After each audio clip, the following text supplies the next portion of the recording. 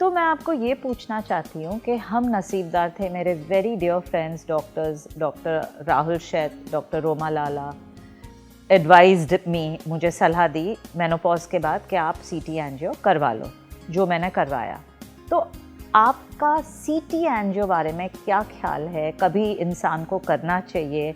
ऐसे कोई मार्कर है जो फॉलो करके हमें ये टेस्ट करानी चाहिए? मैं तो बहुत खुश हूँ कि मैंने कराई और मेरे हस्बैंड ने कराई, लेकिन आपकी क्या अभिप्राय है? सीटी एंजियो का मतलब है कि आप डाई पाते हैं वेन में और उसके बाद एक्सरे कैट स्कैन करते हैं चेस्ट का और आर्टरीज नज़र आ जाती हैं और पता चल जाता है कि ब्लॉकेज है कि नहीं है।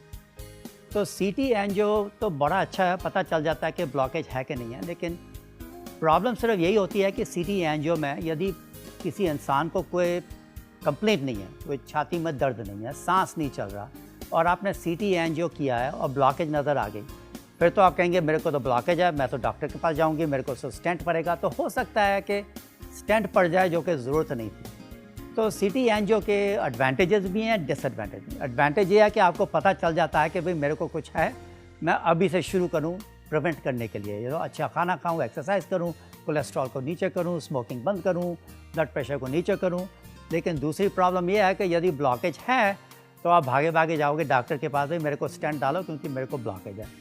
तो कई बार तो ज़रूरत भी नहीं पड़ती है स्टेंट की, तो स्टेंट की अलग प्रॉब्लम है कि क्यों मेरे को डाला जब कोई फ़ायदा नहीं है। तो कंजर्वेटिव डॉक्टर हो जैसे कि आप हो, तो आप ये मेडिसिन से सॉल्व करोगे इशू? बिल्कुल।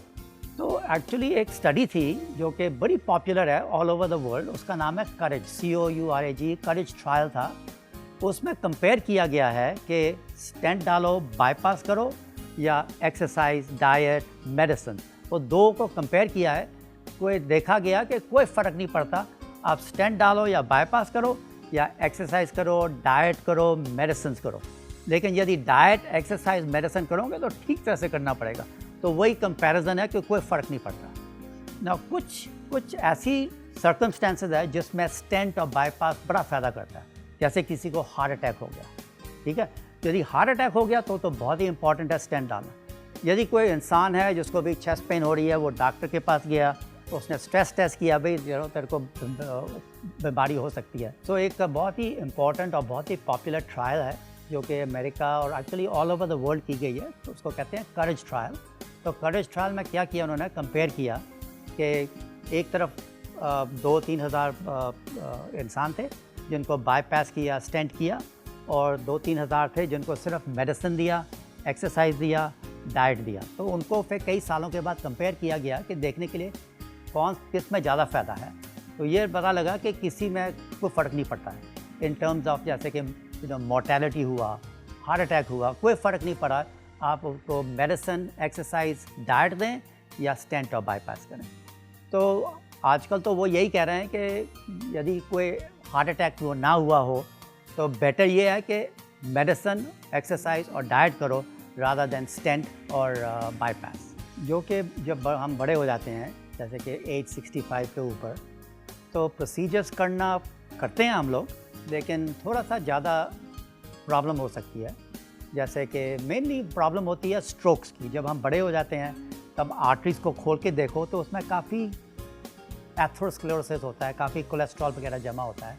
जब हम कैथेटर्स डालते हैं अंदर तो हम उसको कुछ भी कोलेस्ट्रॉल को हम फ्लिक कर सकते हैं और फिर ब्रेन में जाके स्ट्रोक हो सकता है।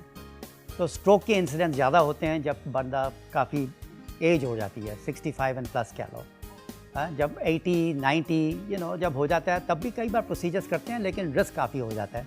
स्ट्रोक्स का मेनली होता है, दूसरा ब्लीडिंग का भी हो सकता है रिस्क। तो जब एल्डरली पॉपुलेशन को आप प्रोसीजर्स करते हो, सोच समझ के करना चाहिए कि ठीक है या नहीं ठीक है, मेडिसिन बेटर हो सकता है, एक्सरसाइज, डाइट बेटर हो सकता है जाके प्रोसीजर्स करने का।